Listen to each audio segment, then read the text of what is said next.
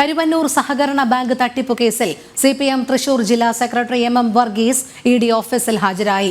6ാം തവണയാണ് വർഗീസിനെ ചോദ്യം ചെയ്യുന്നത്. അറസ്റ്റിനെ ഭയക്കുന്നില്ലെന്ന് വർഗീസ് പറഞ്ഞു.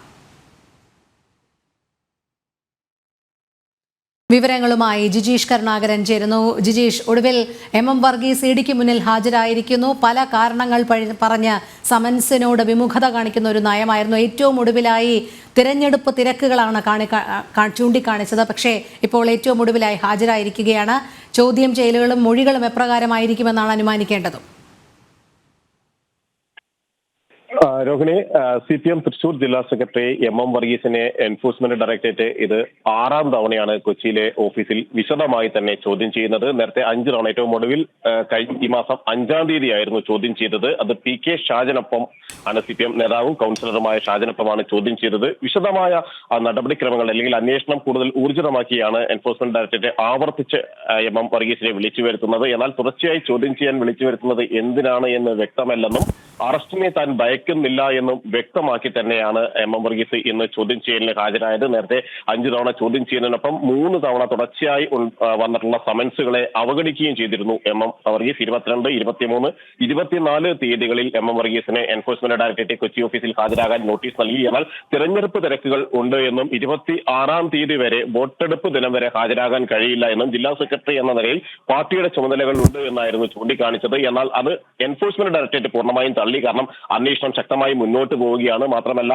എം വർഗീസിന്റെ ചോദ്യം ചെയ്യൽ അനിവാര്യമായ ഘട്ടത്തിൽ അത് ഒഴിവാക്കാൻ കഴിയില്ല എന്ന് വ്യക്തമാക്കിയിരുന്നെങ്കിലും എം വർഗീസ് ഹാജരായിരുന്നില്ല. തുടർന്നാണ് വീണ്ടും ഇന്ന് ഹാജരാകാൻ നോട്ടീസ് നൽകിയതും പാർട്ടിയുടെ കൂടി നിർദ്ദേശം ലഭിച്ച ശേഷം തീരുമാനമെന്ന് അറിയിച്ചതിന് ശേഷം ഇപ്പോൾ ഹാജരാവുകയും ചെയ്തിരിക്കുന്നത്. പ്രധാനമായും എം വർഗീസിൽ നിന്ന് എൻഫോഴ്സ്മെന്റ് ഡയറക്ടറേറ്റ് തേടുന്ന വിവരങ്ങൾ എന്ന് പറയുന്നത് ഒന്ന് കരുവന്നൂർ സഹകരണ ബാങ്കുമായി ബന്ധപ്പെട്ടാണ്. കരുവന്നൂർ സഹകരണ ബാങ്കിലെ 5 അക്കൗണ്ടുകൾ, 72 ലക്ഷം രൂപ, അതിലൂടെ നടന്നിട്ടുള്ള സാമ്പത്തിക ഇടപാടുകൾ, ഒപ്പം തന്നെ തൃശൂർ ജില്ലയിലാകെ പാർട്ടിയുടെ പേരിലുള്ള 81 അക്കൗണ്ടുകൾ, അതിൽ 75 നിയമാനുസൃതമല്ല എന്ന് എൻഫോഴ്സ്മെന്റ് ഡയറക്ടറേറ്റ് കണ്ടെത്തിയിരുന്നു. ഈ അക്കൗണ്ടുകളെല്ലാം തന്നെ ആദായ നികുതി റിട്ടേണുകൾ കാണിക്കാതെയായിരുന്നു ഉണ്ടായിരുന്നത്. ഈ അക്കൗണ്ടുകൾ ഉപയോഗപ്പെടുത്തിയിരുന്നത്. അങ്ങനെ ആദായ റിട്ടേൺ വകുപ്പ് തന്നെ നികുതി റിട്ടേണുകൾ സമർപ്പിക്കാതെ അനധികൃതമായി കൊണ്ടുനടന്ന അക്കൗണ്ടുകളെ സംബന്ധിച്ച് വിശദമായ അന്വേഷണത്തിലേക്ക് എൻഫോഴ്സ്മെന്റ് ഡയറക്ടറേറ്റ് കടന്നു. മാത്രമല്ല, ഇക്കാര്യം തെരഞ്ഞെടുപ്പ് കമ്മീഷനെയും അറിയിച്ചിരുന്നു. സാധാരണ നിലയിൽ രാഷ്ട്രീയ കക്ഷികൾ ഓരോ വർഷവും മാർച്ച് മാസത്തിൽ അവരുടെ അക്കൗണ്ട് വിവരങ്ങൾ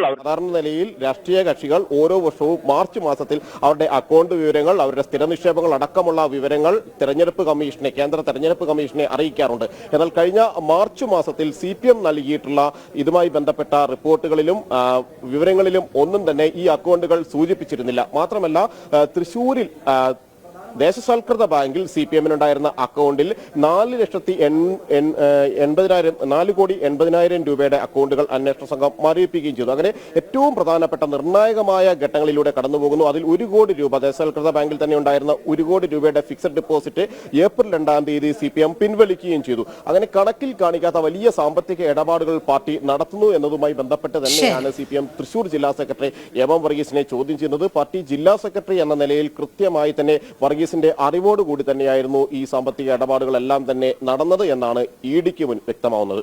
ശരി ജിജീഷ്. കരുവന്നൂർ സഹകരണ ബാങ്ക് തട്ടിപ്പ് കേസിൽ CPM തൃശൂർ ജില്ലാ സെക്രട്ടറി എം വർഗീസ് ഇഡി ഓഫീസിൽ ഹാജരായി. 6ാം തവണയാണ് വർഗീസിനെ ചോദ്യം ചെയ്യുന്നത്. ജിജീഷ് കരുണാകരനാണ് വിവരങ്ങൾ നൽകിയത്.